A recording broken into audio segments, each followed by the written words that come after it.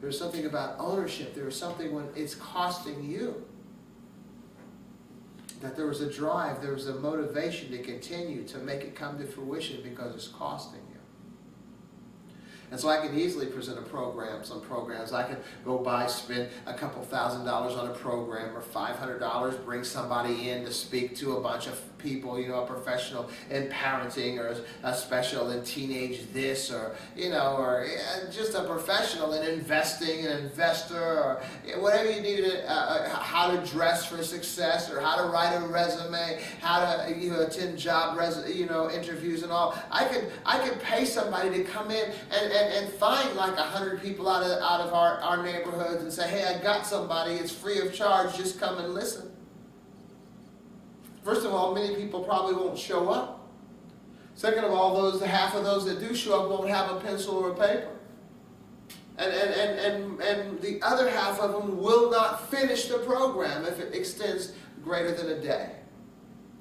So what I'm suggesting is if those individuals paid themselves, if they had a desire and recognized the urgency and put some of their funds together and paid for this man to come and speak to their group, they would attend, they would bring pencil and paper, they would finish the class because the money came out of their pocket. Something about ownership, something about investing in a project yourself pretty much guarantees completion.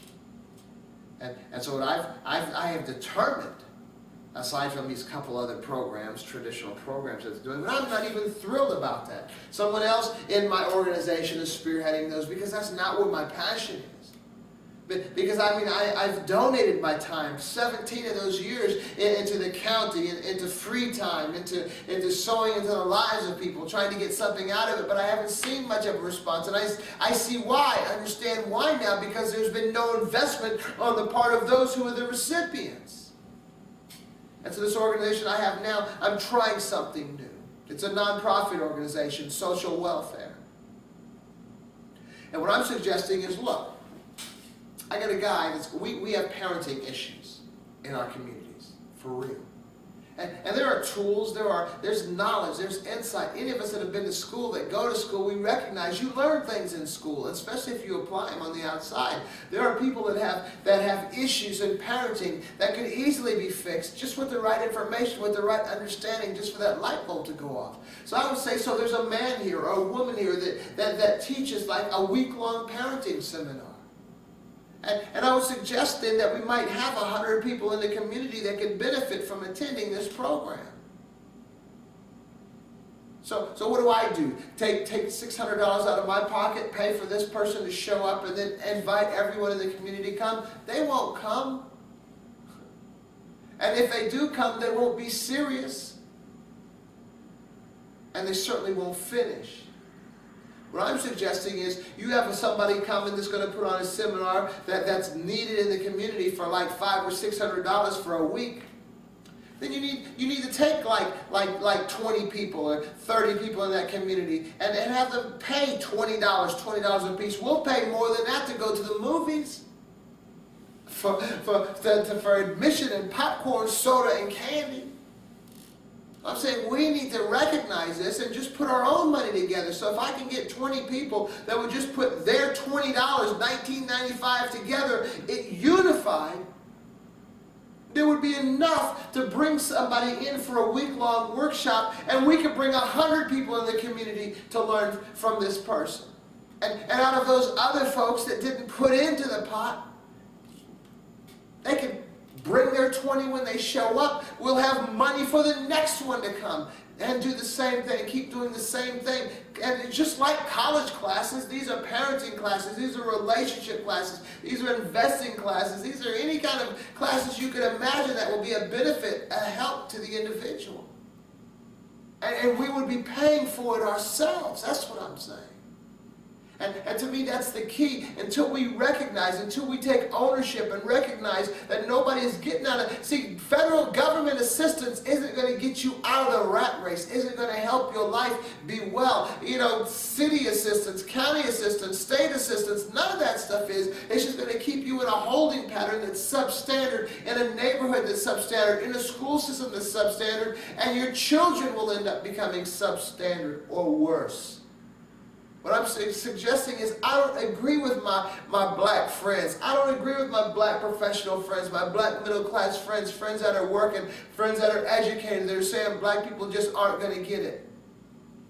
We have to get it, or things are never going to change. It's not going to be well. We have to recognize that we have to do this. So I'm suggesting I have this organization that's a membership of $19.95. Join the organization. We will take those funds. We will create programs. We will unite the community based on the programs we create ourselves, not from a handout, but from our particular ownership.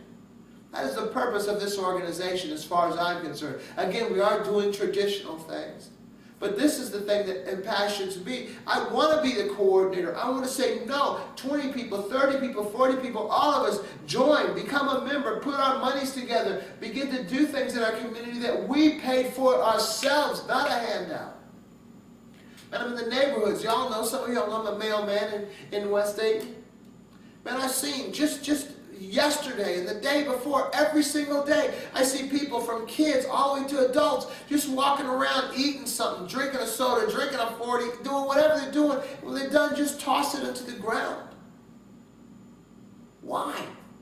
I promise you, if that was their yard that they had paid for, they would not throw that onto the ground. But it's something that's been given to them. It's something that's been donated to them. And it's so they don't own it. They don't care. There's no desire within them to take care of it, but they will not do that to their own property if it were their property. I've seen people in cars, young people, older people alike, cruising in a nice little car, finish eating a hamburger or some food from a fast food or whatever they're doing, unroll the window and just throw the stuff out. And why? Because they own this car. So they're taking care of the car that they own, but they don't care about their surrounding communities. And so I'm using this concept. What I believe is if we invest in our own programs, now we don't look for a program to be given to us or donated to us, by some kind of assistance or some kind of federal fund and all this stuff, because we won't appreciate it, we won't make it work. That's why they haven't worked in your life. But if we take ownership, and I'm not saying an exorbitant amount, I'm saying $20. I'm looking at everyone in this community put $20. We'll bring speakers in. We'll bring workshops in. That will fund the scholarship fund.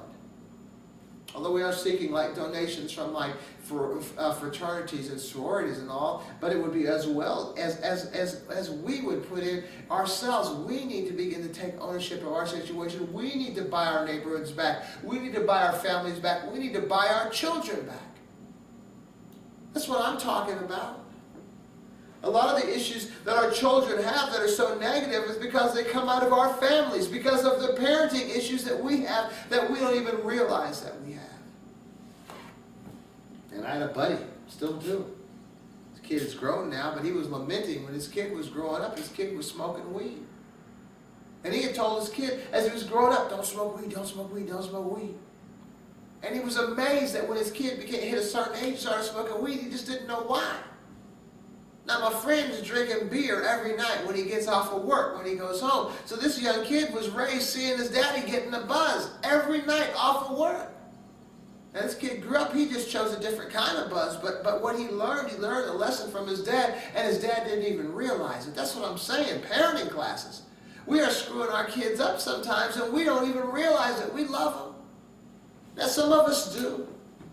My wife had this program for a couple of years where the federal government was paying for teachers out of schools, local schools, to in their off time when they were off work to actually tutor kids from at-risk environments. And I know I was sitting in the parking lot over at the school, a school over on I think it was Fairview, one of those little schools. And I was sitting in the parking lot waiting for my wife to come out, And I noticed, walking up, I think off of close coming up from Salem was this girl, a mother, and she looked like she was like a teenager. And she had a baby on her back, one of those things. And she also had her son by the hand, and she was dragging him along. And she had a black eye. I mean, and so you could tell there was some stuff going on in this girl's life, and she was walking. So she's got one kid on the back, she's dragging this kid, and she's got a black eye, and she's dragging this kid to my wife's program. And without having talked, what I saw there, what was speaking to my heart was this woman didn't know what was going on. Her life was a mess. Her life was kind of jumbled. She was in a situation that was beyond her. But what she in her heart felt was that if this company, this program is offering help for my son, I'm taking him there. And she was dragging this little boy to this program. Now, whether the program worked or not, I don't know. But what I learned from that is that no matter what our situations, no matter in life, we love our kids. You might have a crack addicted person. You might have someone who's, alcoholic, homeless, even mental issues and all. But the one thing that we all have in common is that we love our kids. Now, based on our situation, our understanding, our learning, our mental perspective and all, we have varying degrees of an ability to tend to the needs of our children properly, but the one thing that we do have is love. And so what I'm focusing on is that. Because as I was being spoken to by these professionals, these black professionals, how our people are not going to get it, I'm thinking, no. The one thing we have in common is that we love our kids. Now, the one thing we also have in common is that sometimes the decisions that we make that might be a detriment to our lives are not that important to us to begin to do the right thing. That's why so many of us are overweight and out of shape, high blood pressure, diabetes. Our education system is jacked up. We're not working. Our whole life is jumbled. Our whole life is a mess. Because it seems sometimes that just our own personal well-being is not enough for us to make decisions to begin to improve our life situation. And I think that'll change in time. But even from a biblical scriptural version, the children shall lead them. If we focus on our kids who we love, am I willing to change for my child?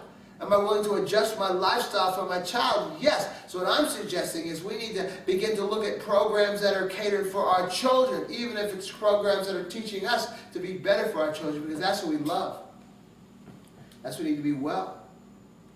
And man, I was thinking the other day, man, we just need to stop having babies. We need to stop bringing children into this messed up world until we figure a way to fix the situation that we're bringing these children into. And what I'm suggesting today is I have the answer. The answer is ourselves. And I guess I'm kind of hard on our people sometimes. I'm just thinking we need to just stop begging folks. We need to stop trying to get assistance from the government, trying to get people to give us this and give me that. We might as well just get, we got tattoos. We might as well just tattoo a big H for handicap in the middle of our forehead. If we can't get along without help from somebody else, we're handicapped. Are black folks handicapped? If we are, we can put a big old H on our forehead. That's what I'm talking about, but no, I don't believe we are. We've just gotten too used to getting handouts. We've gotten too used to getting help. We need to realize that if we want our situation really to be the best that it can be, we're going to have to do this ourselves. I'm telling you. And it needs to start with our kids. Actually, it needs to start with ourselves, but if that's just too beyond us, we need to start with our kids because we know we love our kids. And the one thing about our lives, as jacked up as our life might be, look at your life. Think about your life right now. Do you really want that for your child? Really?